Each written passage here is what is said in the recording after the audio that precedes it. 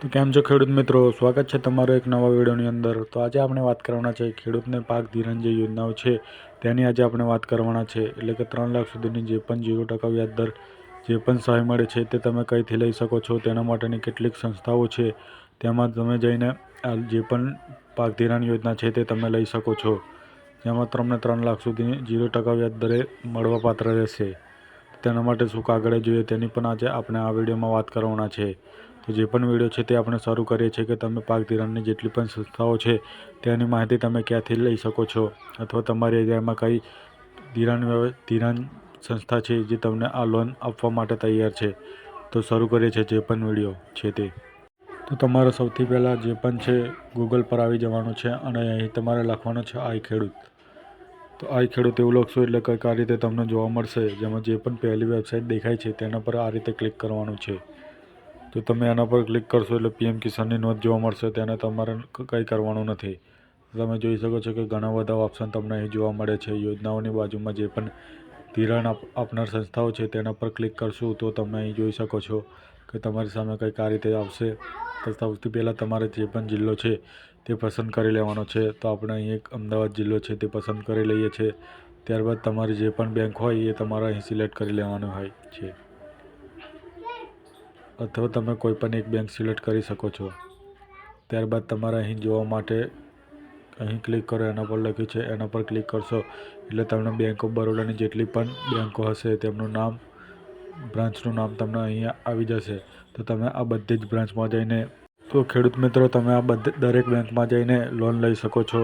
એટલે કે bank of બરોડાની જેટલી પણ અમદાવાદમાં બેંક આવી છે તેમાં જઈને તમે આ ખેડૂત માટેની જે પણ લોન છે તે તમે લઈ શકો છો 0% વ્યાજ દરની સાથે। તો બેંક ઓફ બરોડા સિવાય જ નહીં પણ જેટલી અંદર આપી હતી તે દરેક બેંકમાં જઈને તમે આ લોન લઈ શકો છો। તો તમે અહીં જોઈ શકો છો કે બેંક ઓફ બરોડા 12 HD છે, પછી BOB ભાયલા, BOB ભુલાવડી, ત્યારબાદ ચલોડા। તો તમે અહીં જોઈ શકો છો કે ઘણી બધી બેંક ઓફ બરોડાની છે। ત્યારબાદ જો આપણે બેંક ઓફ બરોડા સિવાય કોઈ અન્ય બેંક લઈ લઈએ છીએ તો તમને ખબર પડે તો આપણે કોઈ પણ એક જે બેંક છે સારી એ બેંક આપણે લઈ લઈએ છીએ। તો આપણે સ્ટેટ બેંક ટ્રાય કરીએ, જે સુધી સૌથી વધુ ફેમસ બેંક છે। તો આપણે સ્ટેટ બેંક હજુ થોડા નીચે જઈશું તો સ્ટેટ બેંક ઓફ ઇન્ડિયા આવશે। તો અહીં સ્ટેટ બેંક ઓફ ઇન્ડિયા આવી ગયું છે, તો તેના પર આપણે આ રીતે ક્લિક કરશું। ત્યારબાદ ફરીથી આપણે જોવા માટે અહીં ક્લિક કરો, એના પર ક્લિક કરશું તો જેટલી પણ સ્ટેટ બેંક ઓફ ઇન્ડિયાની જેટલી પણ બેંકો છે તો તમે જોઈ શકો છો કે ઘણી બધી છે।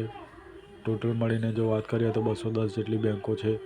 તમે જોઈ શકો છો 210, તો 220, 210 બેંકમાં જઈને તમે આ ધિરાણ જે છે લઈ શકો છો, એટલે કે લોન લઈ શકો છો।